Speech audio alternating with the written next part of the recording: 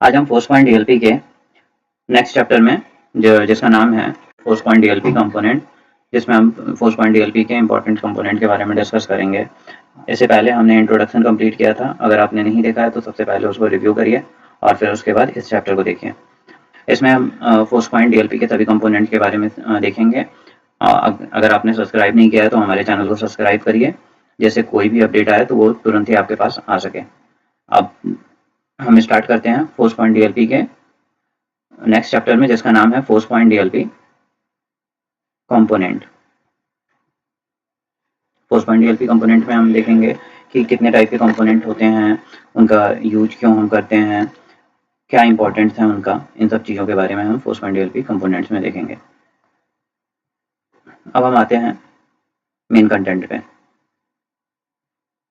इसमें हम देखते हैं कि जो इम्पोर्टेंट फोर्स पॉइंट डीएलपी के कंपोनेंट होते हैं वो ऐसा तो काफ़ी ज़्यादा हैं, बट मैंने जो ग्रैब किया है वो 15 ही किया है, जो कि काफ़ी इंपॉर्टेंट रोल निभाते हैं फोर्स पॉइंट डीएलपी के लिए।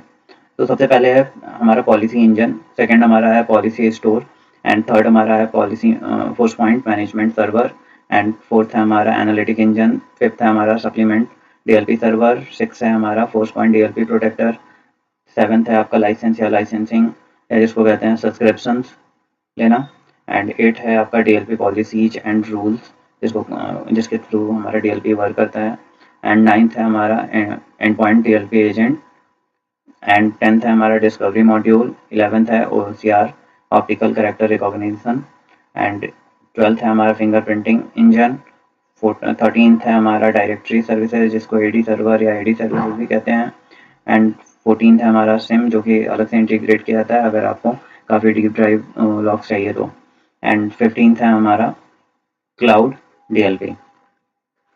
इसमें हम सभी के बारे में इसमें हम शॉर्ट में डिस्कस करेंगे सभी कंपोनेंट के बारे में इस चैप्टर में। उसके बाद जो नेक्स्ट आएगा उसमें हम एक सभी इंपॉर्टेंट जो भी कंपोनेंट है उनके बारे में काफ़ी डीप ड्राइव करेंगे और क्रिस्टल क्लियर करेंगे कि वो क्यों इंपॉर्टेंट है, कैसे काम करता है, यहाँ तक कि मैं जो इम्पोर्टेंट कंपोनेंट हैं उनका डिप्लॉयमेंट भी आपको बताऊँगा। तो अब देखते हैं पॉलिसी इंजन क्या होता है। बेसिकली पॉलिसी इंजन जो होता है वो एनालाइज करता है डेटा ट्रांजैक्शन से, कि जो डेटा ट्रांजैक्शन हो रहे हैं वो किस टाइप के डेटा हैं, कहाँ से ट्रांजैक्शन किए जा रहे हैं। इसका कुछ ऐसे दिखता है इंटरफेस। तो बेसिकली क्या है इसका मेन, ये स्कैन करता है, जो ये इंजन होता है वो स्कैनिंग करता है और एनालाइज करता है कि मेल क्या है और फाइल अपलोड क्या किया गया है, फाइल ट्रांसफर्स कहाँ से हुए हैं और यूजर एक्टिविटी क्या हो रही है, इन सब चीज़ों को एनालाइज करता है। सेकंड क्या है हमारा पॉलिसी स्टोर आता है। पॉलिसी स्टोर का काम क्या होता है कि जो कंपोनेंट हैं, ये क्या है कि इंपॉर्टेंट कंपोनेंट है जिसमें हम क्या कर सकते हैं, स्टोर करके रखते हैं जो भी पॉलिसी होते हैं उनको एक्सएमएल फॉर्म में। तो इसका इसका काम क्या होता है, पॉलिसीज और जो रूल्स हैं उनको कंटेन करके रखना, उनके कॉन्फ़िगरेशंस को कंटेन करके रखना, एंड जो डिटेक्शन सेटिंग्स हैं उनको कंटेन करके रखना। अब हम आते हैं आपका एफएसएम पे, यानी फोर्स पॉइंट मैनेजमेंट सर्वर। हमने ऑलरेडी पहले से ही डिस्कस कर लिया है इसके बारे में काफ़ी चीज़ें, तो अब हम इसके बारे में थोड़ा और एनालिसिस करेंगे एंड नेक्स्ट चैप्टर में हम इसके बारे में काफ़ी डीप ड्राइव करेंगे। तो फोर्स पॉइंट जो एफएसएम जो होता है ये आपका सेंट्रलाइज कंसोल होता है, जहाँ पे कि कोई भी एडमिनिस्ट्रेटर अथॉरिटी मिलती है जिससे कि कोई भी इस मॉनिटर कर सकता है इंसिडेंट को एंड क्रिएट कर सकता है या मैनेज कर सकता है पॉलिसीज को, फिर जनरेट कर सकता है रिपोर्ट्स को, मैनेज कर सकता है अलर्ट एंड नोटिफिकेशंस को।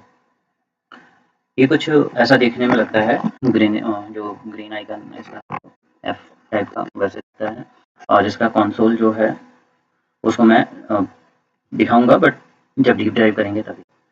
इसके बाद एनालिटिक इंजन आता है। एनालिटिक दैट मीन्स एनालाइज करने वाला। ये क्या है, आइडेंटिफाई करता है, एनालाइज करता है, ये रिस्क स्कोर देते हैं।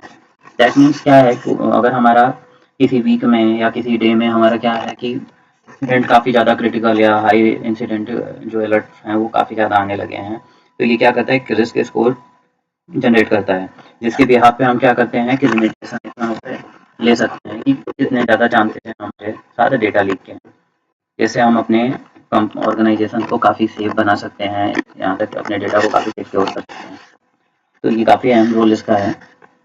इसके लिए हमारा क्या होता है, सबसे पहले हमारा जब डेटा सोर्सिंग काम कैसे करता है इसके बारे में डिस्कस करेंगे। इसमें सबसे पहले हमारे जो डेटा सोर्स है, चाहे डेटा हमारा एंड पॉइंट पे हो, चाहे ईमेल पे हो, चाहे वेब पे हो, क्लाउड ऐप पे हो, चाहे नेटवर्क पे हो, या किसी रिमूवल मीडिया पे हो, तो वहाँ से ये क्या करता है, पॉलिसी इंजन के पास आता है डेटा। जब ये क्या करता है, इंस्पेक्ट करता है कंटेंट को कि क्या कोई सेंसिटिव डेटा है या नहीं है, क्या किसी पॉलिसी से मैच कर रहा है या नहीं कर रहा है। तो इसके लिए हमारा क्या होता है, एक पॉलिसी स्टोर होता है जिसमें कि हमारा पॉलिसीज होते हैं, जो भी रूल्स होते हैं, जो भी डिक्शनरीज होते हैं, जो भी फिंगरप्रिंटिंग होते हैं, वो इसमें स्टोर होते हैं एक्सएमएल फॉर्म में। एंड दूसरा हमारा क्या होता है, एक इंसिडेंट डेटा बेस होता है जिसमें जो भी इंसिडेंट और इवेंट्स हैं वो स्टोर होते हैं। इसके बाद ये दोनों जाते हैं हमारा एनालिटिक इंजन के पास, जो कि क्या करता है, कलेक्ट करता है इवेंट्स को, जो भी हमारे डीएलपी कंपोनेंट्स है वहाँ से आए होते हैं, उन्हीं को ये क्या करता है, कलेक्ट करता है। इसके बाद उनके बिहेवियर को एनालाइज करता है। एंड अगर उसको कुछ एनामलीज या तो फिर उसके बाद रिस्की बिहेवियर लगता है, तो ये कैलकुलेट करता है कि उनका रिस्क स्कोर क्या है, और उसके बिहाफ पे ये जो रिस्क इंसिडेंट है उसको जनरेट करता है, जो कि एफएसएम को ये फॉरवर्ड कर देता है। एंड एफएसएम ऑलरेडी हमने पढ़ ही लिया है, इसके बारे में मैंने क्या करते हैं इसके कॉन्सोल से, तो इसके बारे में डीप ड्राइव पे हम करेंगे, और उसके बिहाफ पे एफएसएम रिमेडिएशन एक्शन लेता है। तो ये काम कैसे करता है, जैसे डेटा कलेक्ट करना, कलेक्शन करना, दैट मीन्स इवेंट्स है, event collect from and point, जो भी इवेंट एंड पॉइंट से कलेक्ट करता है, ईमेल से कलेक्ट करता है, वेब से करता है, क्लाउड से करता है, नेटवर्क से करता है। इसके बाद उसको एनालाइज किया जाता है, दैट मीन्स एनालिटिक इंजन जो होता है उसको एनालाइज करता है, उसके बिहेवियर को, कंटेंट को, और उसके लिए पे रिस्क स्कोरिंग करता है, जो कि हमारा क्या होता है, रिस्क इंसिडेंट क्रिएट करता है। अगर हाई रिस्क की एक्टिविटी है तो उसको तुरंत जनरेट करना है, एंड ये देता है पर्सन को जिसके बिहाफ में हमारा रिस्पॉन्स किया जाता है, दैट मीन्स एडमिन रिव्यू और एक्शन टेकिंग के लिए।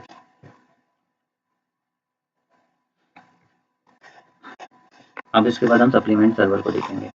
सप्लीमेंट सर्वर का काम कुछ ज़्यादा नहीं होता है, बट ये क्या करता है, हमारे मेन एफएसएम को, जो हमारा एफएसएम है उसको सेफ रखने का काम करता है।